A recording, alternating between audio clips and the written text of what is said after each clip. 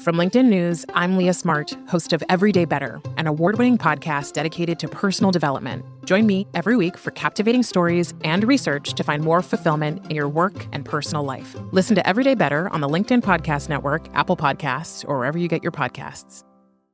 The HP AI PC breaks language barriers instantly by translating up to 44 languages in real time, powered by the Intel Core Ultra processor. With the right tools, work doesn't have to feel like work. Learn more at hp.com/AI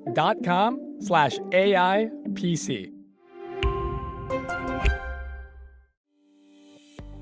Hey, I'm Kwame Christian, and you are about to step into the world of Negotiate Anything, the #1 negotiation podcast in the world where we teach you how to make difficult conversations easier while getting more of what you want in the process.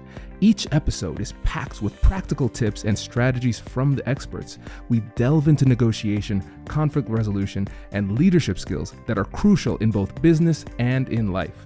Whether you're closing a deal, managing a team, or navigating personal relationships, Negotiate Anything provides you with the tools you need to succeed. Our conversations are real, relatable, and most importantly, rooted in practicality. So if you're ready to transform your conversations and elevate your negotiation skills, join me on Negotiate Anything. Subscribe and listen on Apple Podcasts, Spotify, or wherever you love to listen. Let's make every conversation a winning negotiation. Hey everyone, it's Kwame Christian, host of Negotiate Anything, asking you to please do not skip forward because this is not a commercial. Okay, I've got something for you. So we want to hear from you, our incredible listeners, because your feedback is super helpful in making the show even better. We've created a quick and fun form to get to know you, and this is your chance to make the show even closer to what you love.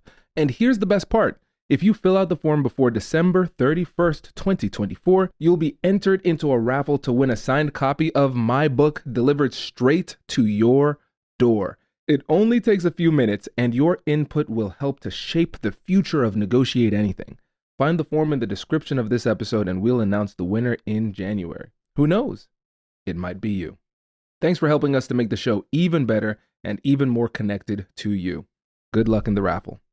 Frank, thanks for joining us today. Thank you for having me on. Yeah, it is my pleasure, my friend. So how would you get us started by telling us a little bit about yourself and what you do? Well, I'm originally from Guyana, what was British Guyana. Came to America on a Fulbright scholarship and did my bachelor's at Lehigh University and then went on to Cornell where I did a PhD in physical chemistry and also an MD. And I was discovered whilst being a physician scientist at the University of Chicago. I was discovered by the pharmaceutical industry. So I spent a large portion of my life thereafter in the pharmaceutical industry where I rose to be, in fact, the first Black to be on the board of management of a top 5 global pharmaceutical company, being an executive vice president in charge of research, development, and regulatory affairs. I retired, went back to academia at MIT and at the University of Akron, and retired again. And have been writing books, one of which I have just published, which is now titled Until You Walk in My Shoes and subtitled Reframe Methodology to Overcome Systemic Discrimination. This has become my passion and, in a real sense, my mission. I see myself as a seasoned problem solver who can assist employers, employees, students to really understand issues of discrimination and exclusionary practices in their organization, who can focus on their desired outcomes. And also, the methodology will show them a way to find productive solutions for the problems that they have. I love this. This is great. And my bias is going to show here, Frank, because my favorite part of your bio there is, of course, the fact that you're from Guyana. So for the listeners, my dad is from Dominica. My mom is from Guyana, and Frank is a good family friend and quite accomplished, as you can see. And one of the things I really love about your methodology, Frank, is the fact that it is rooted in practicality and problem solving. And I think a lot of times when we're having these tough conversations about issues of identity and equity, equality, fairness, those type of things, emotions can take hold, and then it can sometimes inadvertently become exclusionary when we're trying to be more inclusive. And when I was reading through your book, that was something that rang throughout. And I want to start off by addressing just culture in general. We're in the West right now, so let's just say Western culture. It seems right now as though it's becoming harder for us to have these tough conversations about sensitive issues. And I want to get your perspective on what is it that makes it so tough for people? I happen to believe that all organizations, starting with the family, are based on two things: equity and inclusion. And the leaders of the organization, the parents, for example, the leaders of a company, they set the policies and the guardrails, if you like, in terms of how we are going to behave to get to our desired outcomes. And inclusion is the agreement amongst the co-workers who agree this is how they will behave with each other. This is how they will recognize each other, value each other's contributions in order to get to the goals and the desired outcomes.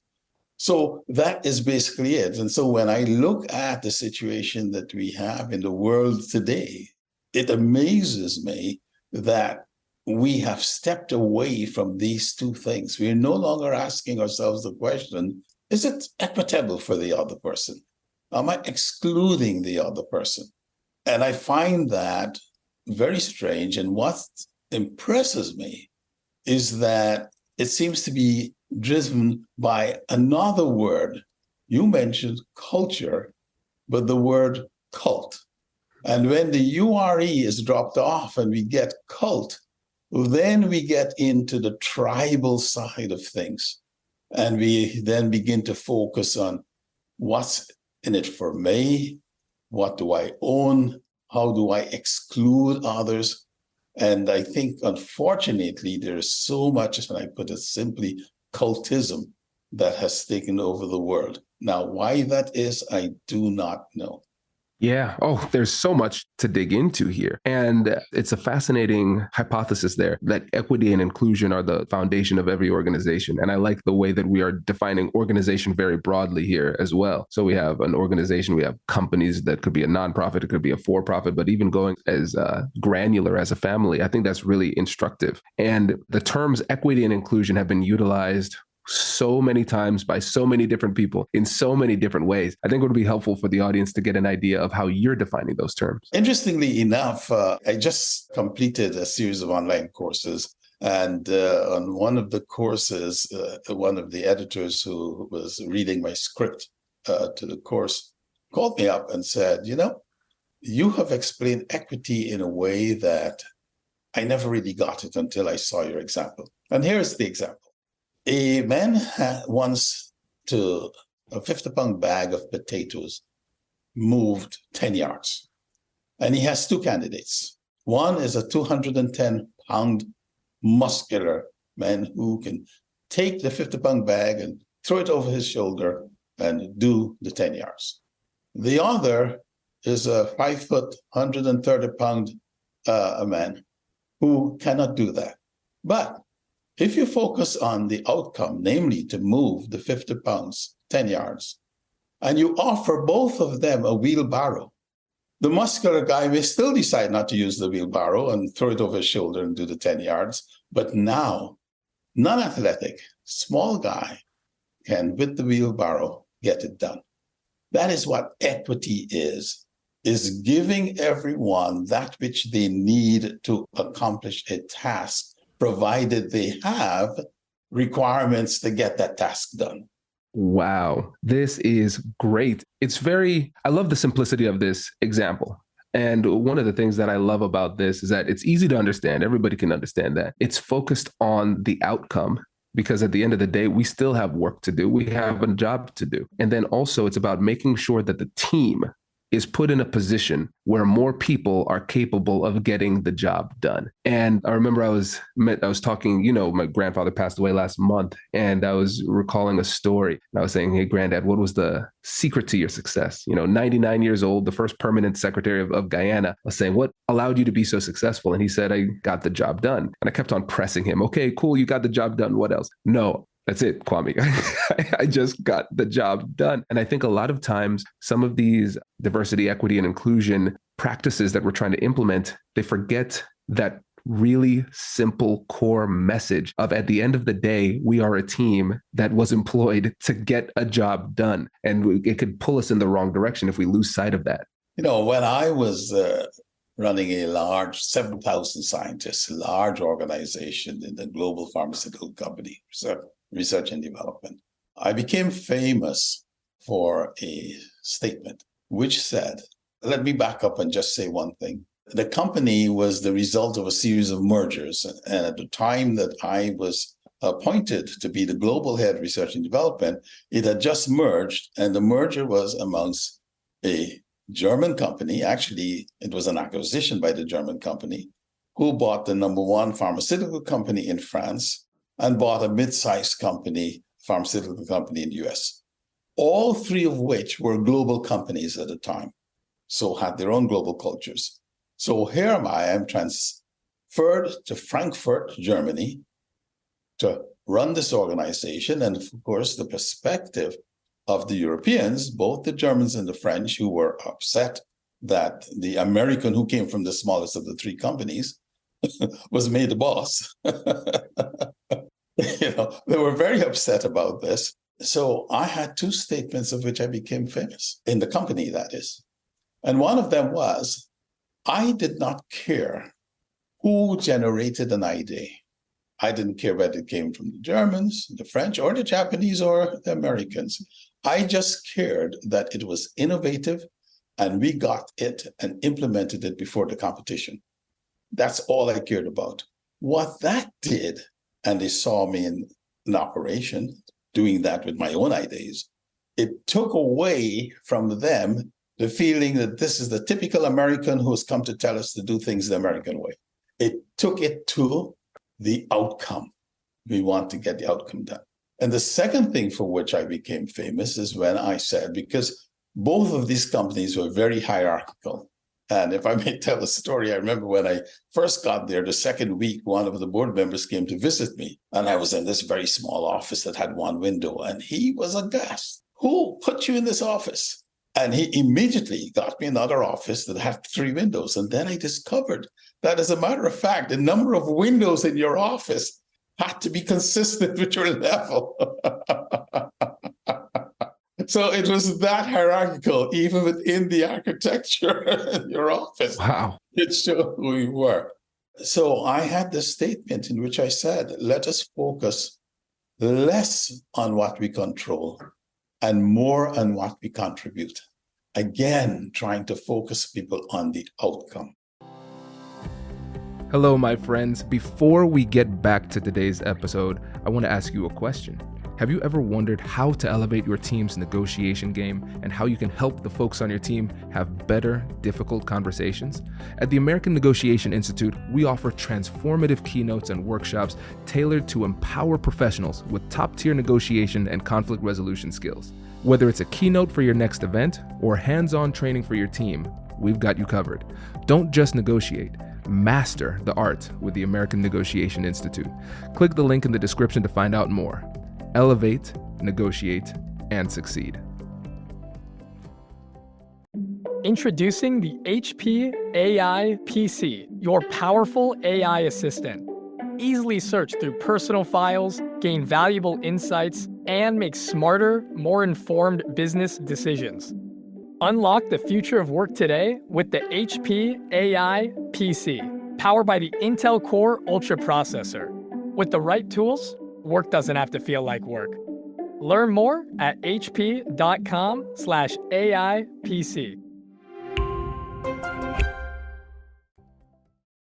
It's powerful. I love it. And again, that keyword of focus is so very important. And going back to the outcome, that's something that is often missed in the difficult conversations we're having. Because a lot of times, especially when we are talking about a sensitive topic where there's a lot of emotions involved, or identity might be triggered, concerns over identity might be triggered, or exclusion or inclusion, whatever it happens to be, emotions take the lead. And it just becomes two people that are emoting at each other rather than conversing with each other. And so when you think about your approach with the safe haven dialogues for how to have these tough conversations, what do you think it is about your methodology that makes it work? Well, one of the first things we do is the intake form. We ask an individual who is aggrieved, it's the term I like to use, basically on one, at most 2 pages, or 1 page, 2 sides, to tell us what the problem is, but to use the following format. First, the desired outcome. What is it you desire as outcome? Second, the environment. Third, what is the situation? And fourth, what do you think the problem is? But here is the kicker. Everything must be written down in bullet form, no paragraphs. Don't wax lyrical. Don't write novels, because then you're emoting. So try to step back a bit, as you commented about the emotion. Try to step back a bit from the emotion and be like Detective Friday. You're too young probably to know this show, Dragnet, but Detective Friday would say, just the facts, man, just the facts. So just get people to just state the facts. So that's the first thing. So we get people to step back a bit. The second thing we do is we focus on equity and inclusion in the organization or in the team. I will comment on conflict management, which is very interesting. But what we do is we then take that form with the description of desired outcome, environment, situation, problem, and we get a team, 3, 4 individuals whom I call my VIPs, victors over injustice in their profession, VIPs. One of the things that both when I myself experienced it as well as I helped others is often individuals who are aggrieved don't feel they're being heard. They're explaining their situation, but people are really not hearing them. And part of the reason they're not hearing them is they haven't had the experience. So they're listening, but they're not hearing it at a deep level. When an aggrieved individual is presenting to 3 VIPs whom they recognize have had this type of experience, they know they're going to be empathetic. So when they then start being pragmatic and objective, the reaction is not going to be they're being that because they're not hearing me. Because they start off, these people are empathetic, they have been there, they know my story. So that's the second thing that we do. I like that we focused on the intake form to start off.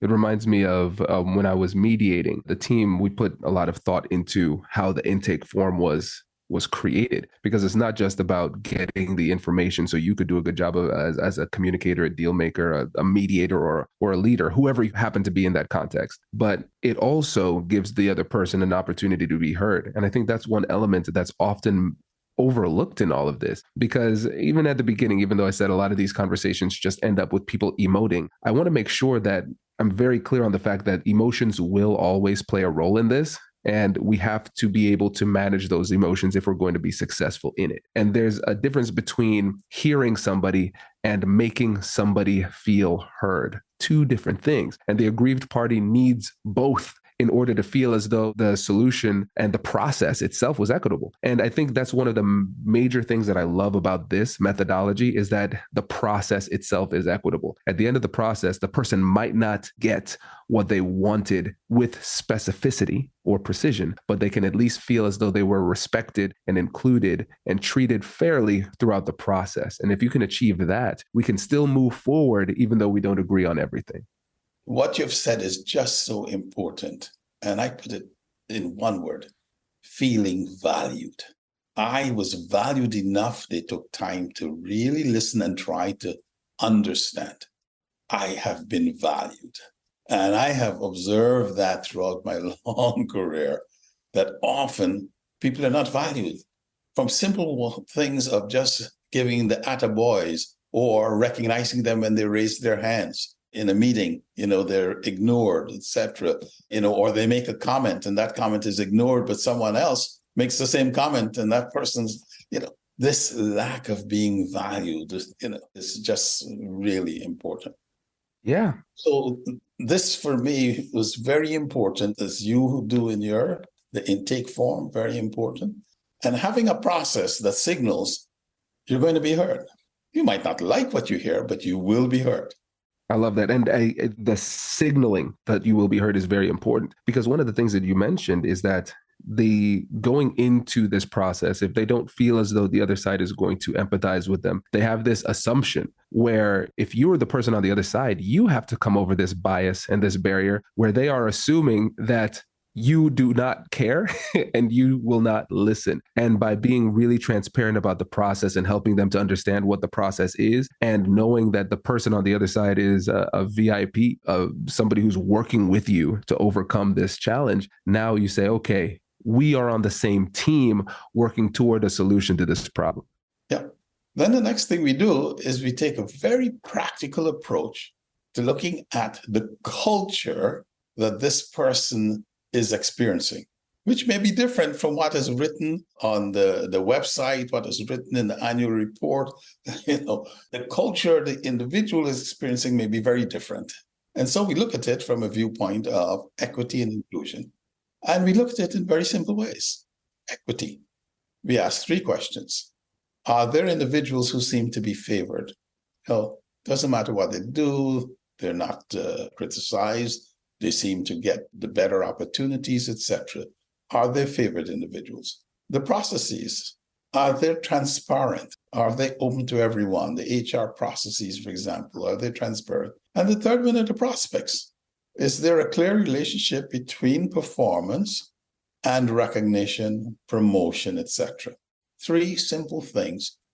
And those are the things that usually affect people when it comes to equity. Forget about all of the very detailed, and you're a lawyer, legally written policies that are there.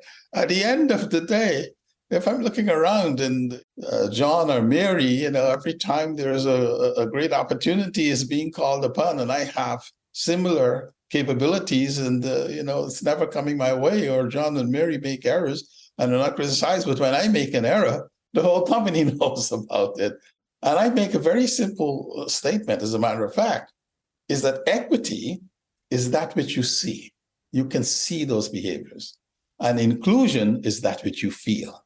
So for inclusion, I find that it's easier to look at exclusion. So I use the microaggressions, micro assaults, micro insults, and micro invalidations.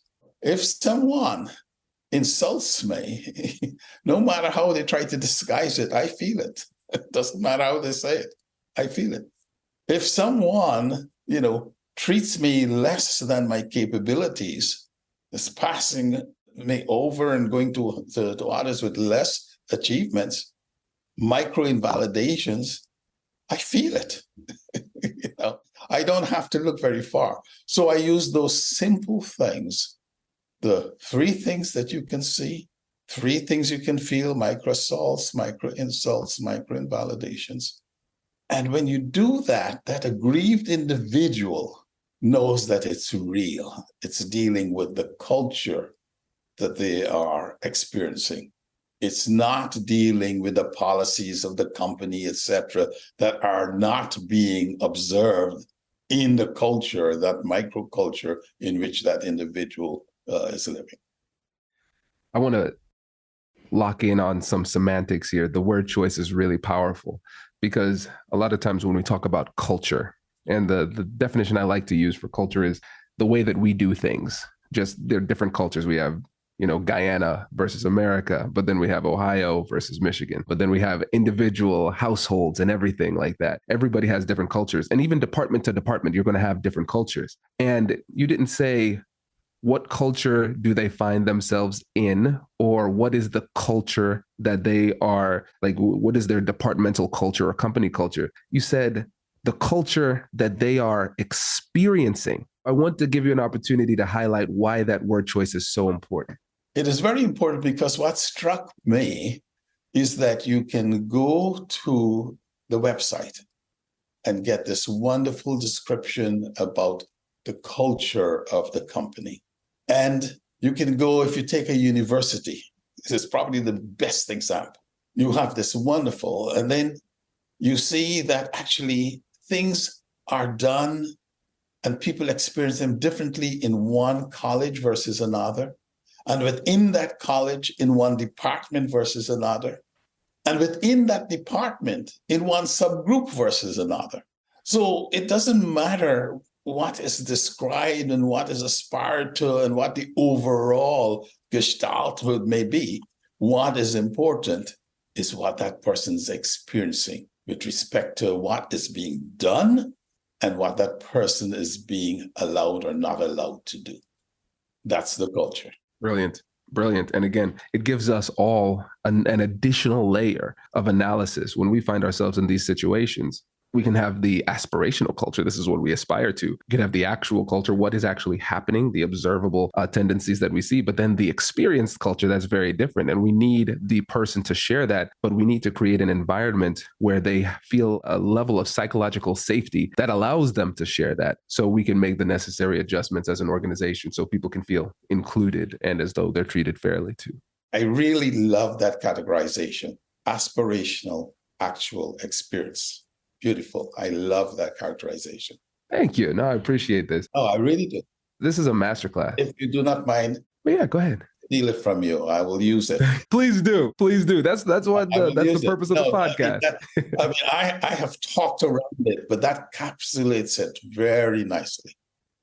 Thank you. It means a lot. I appreciate that. And I'm excited to see where this goes too, because you've been doing this work for a long time, and to see it encapsulated in a book so well articulated and so clear. I think this could give guidance to a lot of other practitioners in the industry so they can have a lot more success. And I think joy in that process too, because a lot of times it feels like we are it's the myth of Sisyphus, just pushing that boulder up the hill and never feeling like we're making any progress. And so I love the practicality and methodology here. And before you go, I want to give you an opportunity again to let folks know where they can get the books, how they can work with you, and about the courses that you've created as well.